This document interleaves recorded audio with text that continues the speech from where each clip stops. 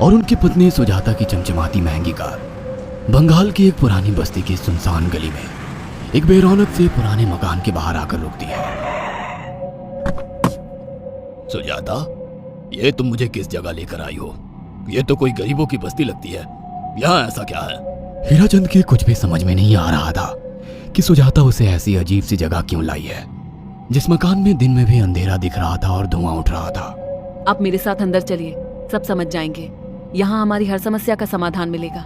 सुजाता और हीराचंद आशंकित कदमों से उस मकान में दाखिल होते हैं। तभी उन्हें किसी महिला की भारी आवाज सुनाई पड़ती है। चले आओ, चले आओ। हीराचंद ने देखा कि उस मकान के अंदर अंधेरा था। अचानक हीराचंद की निगाह एक कमरे की ओर पड़ी, जिसके अंदर हल्की हल्की सी रोशनी आ रही थी और उस कमरे के अंदर से धुआं उठ रहा था। शायद उस कमरे के अंदर आग जल रही थी। है? ये किसकी आवाज है? यहाँ इतना अंधेरा क्यों है और ये धुआं कैसे उठ रहा है? मेरा तो यहाँ दम घुट रहा है। सुजाता और हीराचंद धीरे धीरे कदमों से उस कमरे के अंदर चले गए। अंदर वाले कमरे में बिखरे बाल वाली एक खूबसूरत सी बूढ़ी औरत सामने जल रही आग में एक मुर्गी की गर्दन काटकर उसका खून गिरा रही थी और मुर्गी का शरीर छटपटा रहा था।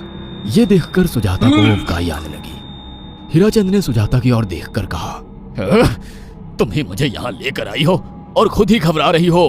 कौन है ये भयानक सी शक्ल वाली औरत और हम यहाँ क्यों आए हैं? अचानक उस औरत ने एक झटके में मुर्गे की गर्दन धड़ से अलग कर दी। ये देखकर सुजाता के मुंह से चीख निकल गई और सेठ हीराचंद भी सहम गया। वो बहुत डरावना नजारा था। ये अघोरा ताई हैं। ये हमें अपनी काली तंत्र विद्या से संतान सुख प्रदान कर सकती हैं। इसलिए मैं आपको यहाँ लेकर आई हूँ। कैसी बात करती हो? जहाँ बड़े से बड़े डॉक्टर सफल नहीं हुए, वहाँ ये मामूली औरत क्या कर लेगी? हीराचंद की बात सुनकर अघोरी ताई ने गुस्से से हीराचंद की ओर देखकर कहा, नादान हीराचंद, काली विद्या में इतनी शक्ति है कि मरे को भी जिंदा कर दे। संतान पैदा कराना कौन सा मुश्किल है? तुम्हें मेरा नाम कैसे पता? क्या तुम सच में हमें संतान सुख दिला सकती हो? तुम जितनी दौलत मांगोगी मिल जाएगी, अगर ये संभव है तो। संतान का नाम सुनते ही हीराचंद की आंखों में चमक आ गई। वह संतान के लिए कुछ भी कर सकता था। तुम लोगों को मुझे एक नवजात शिशु लाकर देना होगा। मैं उस शिशु की बलि चढ़ा दूंगी और फिर वही शिशु तुम्हारे घर में फिर से जन्म लेगा। नवजात शिशु की बलि का नाम सुनते ही सुजाता और हरिचंद डर के मारे सिहर गए, पर उनकी आंखों में उनकी संतान का सपना ज्यादा बड़ा था। वो सब करने को तैयार थे। अघोरा ताई, आप जैसा कहेंगे हम वैसा करेंगे। बस हमें संतान सुख दिला दो। बिना वारिस के हमारी दौलत किस काम की? संतान सुख के लिए अंधे हो चुके सुजाता और हरिचंद अपनी नौकरानी शीला से एक नवजात बच्ची चोरी करवा के अघोरी ताई को दे देते हैं।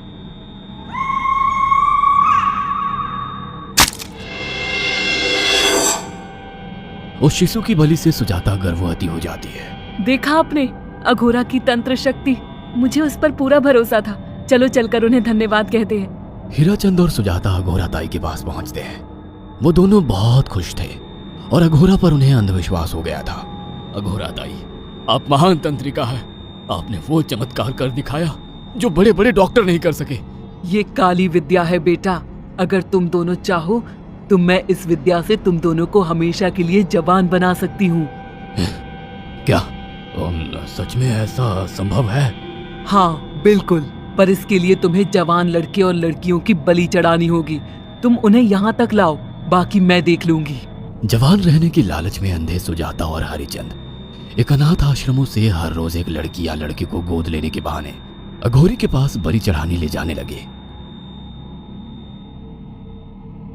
और एक दिन अघोरी ताई ने हीराचंद और सुजाता से इंसानी मांस खाने को कहा।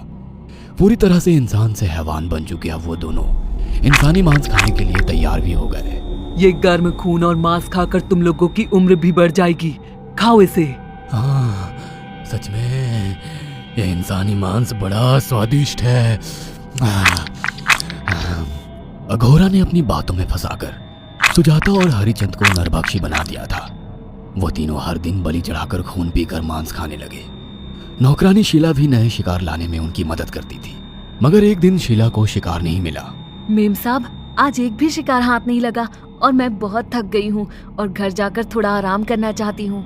कोई बात नहीं शीला, एक छोटा सा काम है, तुम हमारे साथ चलो, लौटते में हम तुम्हें घर छोड़ देंगे। जी मेम साहब। शीला नहीं जानती थी कि शिकार नहीं मिलने से सुजाता और हरिचंद अंदर से बौखला गए थे और उनके दिमाग में एक शैतानी चाल चल रही थी। सुजाता, ये बेहोशी की दवा है। शीला के कार में बैठते ही तुम उसे सुंघा देना। आज हमें इसी की बलि देनी होगी। इसने हमारे यहाँ का बहुत खाना खाया, अब हम लोग इसे खाएंगे। वैसे भी ये आगे चल के हमारे लिए खतरा बन सकती थी। कार में बैठते ही सुजाता शीला को बेहोश कर देती है और वो लोग सीधे अघोरी ताई के यहाँ पहुंच जाते हैं, जहां अघोरी ताई शीला की बलि चढ़ा देती है और तीनों मिलकर उसे नोच कर खाते हैं।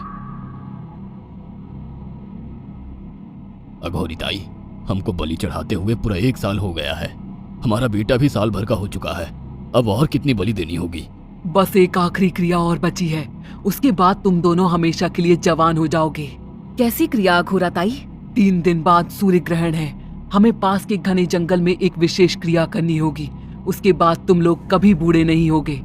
कितना अच्छा होगा, हम हमेशा जवान रहेंगे और सालों साल तक अपनी दौलत से ऐश करेंगे। हाँ, सच कहा। अघोरा ताई ने हमारे हर सपने पूरे कर दिए।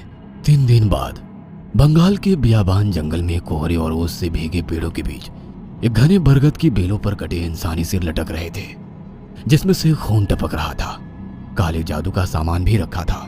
कितनी भयानक जगह है ये, हर तरफ कटे हुए सर लटक रहे हैं। थोड़ी देर में सब समझ जाओगे। बैठ जाओ और मेरे साथ ये मंत्र दोहराओ। ओ, अघोरा, ये किन लोगों की कटी हुई गर्दनें हैं? आप यहाँ क्या करने वाली हो? हीराचंद की बात सुनकर अघोरा जोर जोर से हंसने लगी और उसने एक शैतानी हंसी हंसते हुए हीराचंद की ओर देखकर कहा, तुम जैसे ही लोगों ने अपनी इच्छाओं को पूरा करने के लिए इन लोगों की बलि चढ़वाई है और फायदा उठाया है। अब तुम दोनों आंखें बंद करके यहाँ बैठ जाओ और मेरे साथ मंत्रों को दोहराते जाओ। अघोरा ने सुजाता और हरिचंद को वशीकरण मंत्र और काले जादू के इस्तेमाल से सम्मोहित कर दिया और देखते ही देखते वो एक भयानक डायन में बदल गई और चीखती हुई बोली, अब मैं तुम दोनों की बलि चढ़ाकर अमर हो जाऊंगी, क्योंकि तुम लोगों ने 100 लोगों की बलि का खून पिया है। देखते ही देखते उस डायन ने फरसे से एक एक करके सुजाता और हरिचंद की गर्दन काटकर जल रही आग में बलि चढ़ा दी और उनका गर्म खून पीने लगी। जब तक तुम जैसे मूर्ख और लालची लोग अपने फायदे के लिए दूसरों को मेरे पास लाते रहेंगे, मैं उनका फायदा उठाकर ऐसे ही उनकी बलि चढ़ाती रहूंगी। दरअसल अघोरा एक डायन थी और अपना स्वार्थ पूरा करने के लिए उसने हीराचंद और सुजाता की लालच का फायदा उठाकर उनकी भी बलि चढ़ा दी। बुरे काम का बुरा ही नतीजा मिलता है।